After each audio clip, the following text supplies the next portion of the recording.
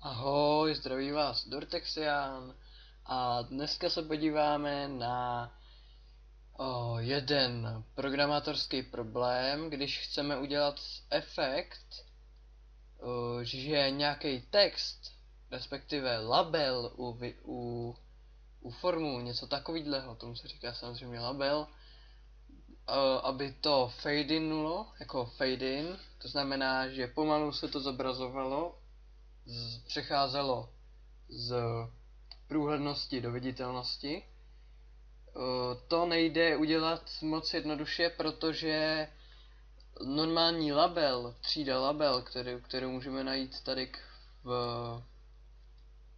v toolboxu, tady label, nemá podporu průhlednosti. Proto vám chci ukázat, jak to udělat a ukážeme si samozřejmě i ten cyklus, kterým se to bude dělat. A nakonec nám z toho vyjde asi něco takového.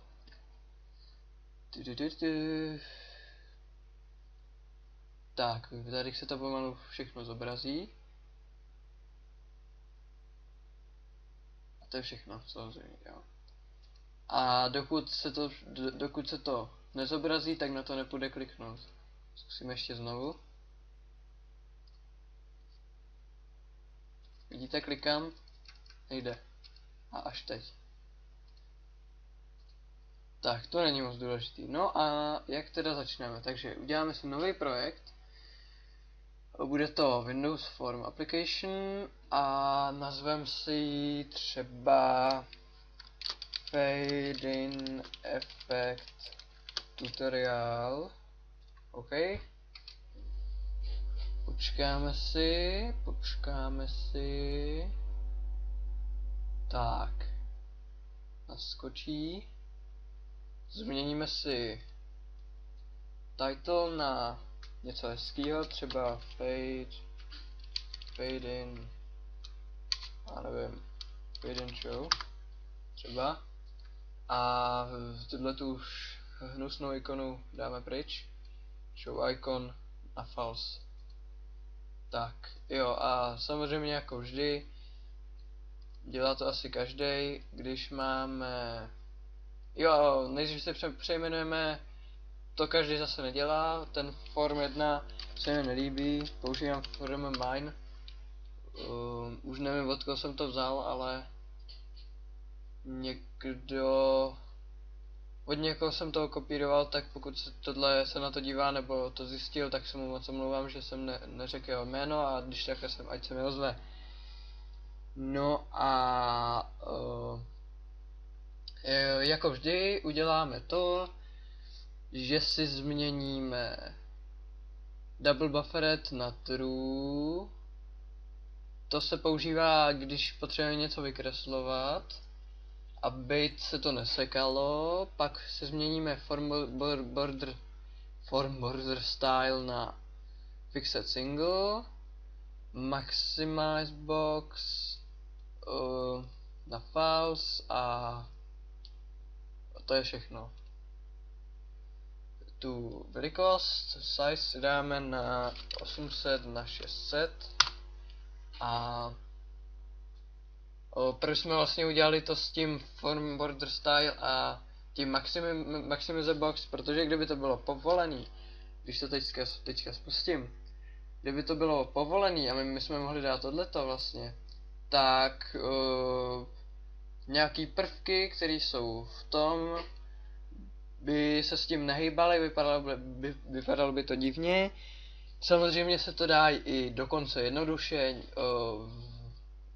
jako opravit, nebo já nevím, jak bych to řekl, ale my to teď dělat nebudeme, aby jsme s tím neměli trable. Tohle je nejlepší způsob, jak se tomu vyhnout úplně u všech prvků. Tak, a teď už můžeme asi jít na to. Takže, aby jsme mohli udělat ten fade in efekt, musíme si vytvořit vytvoříme si třídu a nazveme si to opacity label, aby jsme mohli nastavit vlastně ten. Tak, tato třída bude dělit od normálního labelu, samozřejmě musíme použít using system.windows.forms, aby jsme měli ten label k dispozici, a použijeme, nebo překryjeme metodu override, to je to slovo, že jo, překrýt, on paint, on se nám takhle pěkně vleze, a tohle to je důležitý smazat, aby to neprovedlo ten normální label. Teď si vytvoříme rectangle, a to budeme potřebovat zase další tohle jmenný prostor, který se jmenuje drawing. Takže systém.hobby rectangle rec rovná se this.client rectangle. Pak budeme potřebovat string formát, což je vlastně formát toho řetězce, zase třeba STF, a to bude nový string formát z výčtového typu. Si ho dáme na... Omlouvám se, mi to vypadlo, nemůžu si... Jo, generic typographic. A teď si použijeme using, aby... Doufám, že víte, co to je, když tak se to vygooglete. Je vlastně to, co deklarujeme a případně inicializujeme tady v těch závorkách, tak to se nám tady dispozne tady na konci toho bloku kódu, to znamená, že se to bude používat jenom uvnitř tohohle bloku. A my si tam uděláme štětec, solid brush, sb rovná se new solid brush this.for color. A teď už to bude jednoduchý. Použijeme tady ten paint event args e, jeho vlastnost graphics, a vykreslíme ten řetězec na obrazovku. Ten řetězec je samozřejmě dis.text, ten font je dis.font, no bezva, ten brush je ten solid brush, teď použijeme ten,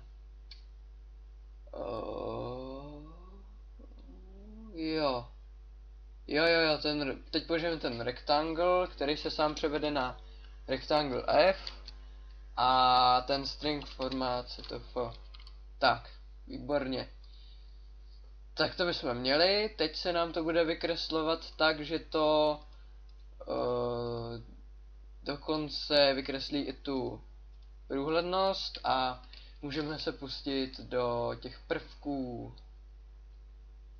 Takže použijeme normální label a ukážu vám, co se potom uděláme. Takže tady ten si pojmenujeme jako, řekněme,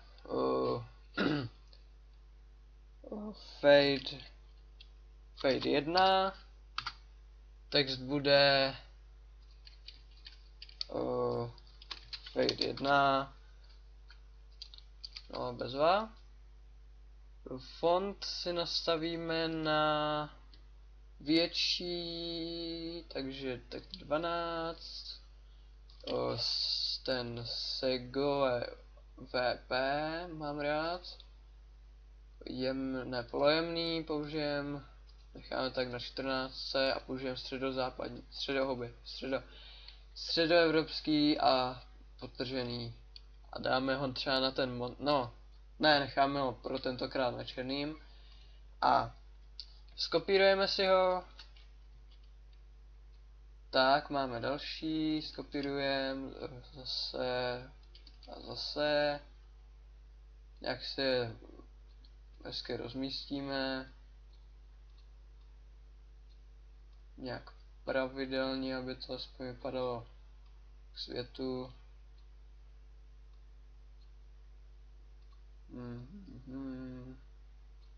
Třeba takhle. Jo, docela dobrý. No a samozřejmě musíme přejmenovat. Ne, to jsem nechtěl. Ježiši. Tohle já nemám rád. Bezva.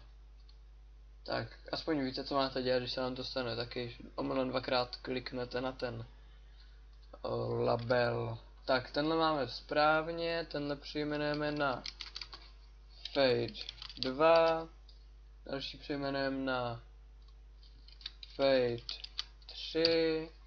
Další překvapivě na Fade 4. A teď si je takhle změníme ty texty na Fade 1, Fade 3, Fade 1, Fade 2, Fade 3, Fade 4. Tak a to bychom měli. A teď přijde to hlavní, podíváme se na kód designeru, to znamená otevřeme si ten firm mine, rozklikneme si designer a tady to si rozjedeme a dáme si edit, find and replace, quick replace a změníme ten label, kdekoliv bude label, tak se to změní na, nebo tady máme to systém.windows, já něco píšu nějakou blbost, že windows.forms.label, kdekoliv to bude, tak se to změní na opacity label, který jsme si tady udělali tady tu třídu. Tak a dáme si tady replace all. 8 se nám to replacelo, protože za prvý se to musí tady inicializovat, za druhý se to musí tady dole to deklarovat. Tak jsme si to takhle změnili. Tím jsme docílili toho, že se nám to pokakalo. Bez urážky. Já to zkusím vyřešit a pak se vrátím. Tak, rozhodně nechápu, v čem byla chyba, ale několikrát, poprvé jsem to sestavil, pořád tam byla ta chyba, i když jsem několikrát překlikal, po druhý, pořád, po třetí, už se to opravilo. Tak doufám, že už to bude v pořádku. Tak. Takže jsme tam, kde jsme skončili, nahradili jsme v tom designeru, jsme nahradili všechny ty normální labely opacity labelama a tím jsme dosáhli vlastně toho, že se nám to tady zobrazuje jako na té obrazovce a že s tím můžeme pracovat, protože kdybychom to neudělali tady v tom designu, ale udělali v tom designeru, v té třídě a jenom to tady napsali, tak tenhle design by nám nezobrazil tady ty pěkný textíčky a museli bychom si to všechno představovat, že to tam je prostě. No, bezva. Tak, teď si vytvoříme timer. Vidíme si ho sem, zase, že se nám nevytvořil, takže si na něj dvakrát poklikáme, no bezva, už ho tu máme. Změníme si název na houby. Sakra, hoře, říkám houby, no. Fader. Interval necháme na 1 ho dáme a enabled na false a tick si rozklikneme. Tak a teď tady si nastavíme v inicializátoru int sekundy rovná se 1. To je počet sekund, za které se změní vlastně ta alfa z těch opacity labelů z 0 na 255. To znamená, že tohle je počet sekund, za který se to zviditelní úplně. To potřebujeme k tomu, aby jsme vypočítali interval toho timeru, který jsme si nazvali fader, jo. Fader tečka. Ale ne. Takže máme chvilku. Tak jo, omlouvám se, ale nikdy mi nefunguje ten trace, nebo jak se jmenuje, napovídání těch proměnných. Proto jsem musel restartovat Visual Studio. Takže nastavíme interval toho faderu, který je v milisekundách, na počet těch sekund, který vynásobíme 1000, protože tohle jsou sekundy, a takže si to převedeme na milisekundy a 1 sekunda je 1000 milisekund. A to vydělíme 255, to je vlastně maximální ta alfa. Takže ono se nám to vlastně vydělí těma 255 a to způsobí to, že se nám to za tu sekundu vlastně celý zviditelní. Ale to ještě nemáme hotový, to musíme tady v tom fader ticku vlastně udělat. A teď ještě je důležité udělat to, že tady vytvoříme si ho jako datovou složku třídy naší a bude to generický typ, generická kolekce list a bude se skládat z těch opacity labelů.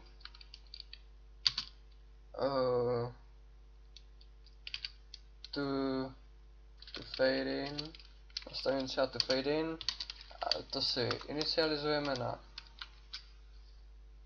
základní konstruktor a to jsme si vytvořili proto, aby jsme si tam vlastně nadali všechny ty prvky, které se budou, tyhle ty 4 prvky si tam dáme do téhle kolekce a pak si je budeme postupně všechny projíždět a dávat jim, přičítat jim vlastně no to prostě uvidíte. A co je nejdůležitější, udělat to ze zhora. To znamená ze zhora dolů, protože první prvek, který se bude zviditelňovat, bude tenhle nahoře, další pak tenhle. Pokud byste to chtěli opačně, tak to uděláte od zdola. Budete nejdřív přidávat prvek 4, pak 3, pak 2, pak 1. Nebo budete dekrementovat. No a teď si tam teda přidáme tady v tom konstruktoru všechny ty prvky.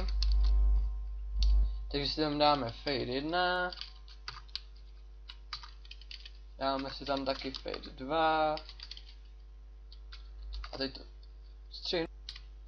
A máme to. To bylo kouzlo, co? No a teď už máme vlastně přidaný ty prvky. Akorát problém v tom, že teď, kdybychom spustili ten program, což taky samozřejmě můžeme udělat, tak jsou ty prvky pořád vidět a to my ze začátku nechceme, aby byly vidět. Takže v konstruktoru, aby nebylo vidět, jak probliknou, že zmizely prostě, tak v konstruktoru, protože mimochodem konstruktor se dělá úplně první a to ještě ani nevyskočí to okýnko ven. On se nejdřív udělá konstruktor, potom se udělá form load a pak až teprve se zobrazí to okno. Takže to znamená, že tady to se dělá, když ještě není zobrazen. Takže si projedeme všechny ty prvky v tom to fade in. Normálně použijeme opacity label a já nevím, třeba, no necháme opacity label. A vytvoříme si jednoduchou metodu, kterou každý zvládne, a to je private void set alpha opacity label ol a tu alfu, já nevím, tak můžeme rovnou dát byte, že jo? Co je na tom, že jo? Byte. Ne, dáme si normálně int, aby vás to nemátlo. Takže alfa A teď uděláme to, že ol.for_color, ještě se něco mrknu, jo, dobrý. Takže ol.for_color rovná se color.from argb, alfa bude to alfa, base color bude ol.color a toť vše. Jednoduchý jak facka a zkrátí nám to spousta času, protože tady už můžeme udělat jenom set alpha, opacity label a 0. Tak, ale samozřejmě to budeme používat, protože budeme nastavovat tu průhlednost. No a teď už, když spustíme ten program, tak už není nic vidět, i když tam jsou, akorát jsou neviditelný. A teď už konečně je budeme postupně zviditelňovat. A uděláme to tak, že si nejdříve zkontrolujeme, jestli... Ne, toto si dám až potom, abyste viděli vlastně, jak s tím budeme pracovat. Takže, přemýšlím. Uděláme to tak, že nejdřív vybereme první prvek. Takže... vybereme první prvek z tohoto fade in a dáme mu, nastavíme mu tu alfu na tu fade in 0 tečka for_color tečka alfa plus 1. No a tohle nám vlastně bude nastavovat tu alfu toho prvního prvku pořád dál a dál nahoru. Jenže je tu jedna malá blbá věc a to je ta, že jsme nenastartovali ten timer, takže ho nastartujeme fader.start. Samozřejmě se dá udělat ještě lepším způsobem, a to, že uděláme jiný timer a počkáme si třeba, dokud nebude to okno naskočený, a pak až pustíme ten timer, protože se může stát, že se to okno bude načítat trošku díl a pak se nám ten timer spustí dřív a už se bude dělat tohleto, což by nebylo moc hezký, ale protože je to jen pro tutoriálový účely, tak to necháme takhle a nebudeme to zbytečně prodlužovat. Tak, tím pádem se stane to, že se nám vyhodí výjimka, jak uvidíte, až se to zviditelní. No už, tak. Argument exception, protože hodnota 256 už nejde dát té alfě. A to je proto, že my přičítáme pořád tomu prvnímu prvku tu alfu, i když už je viditelný. A tomu my musíme zamezit. Takže my uděláme if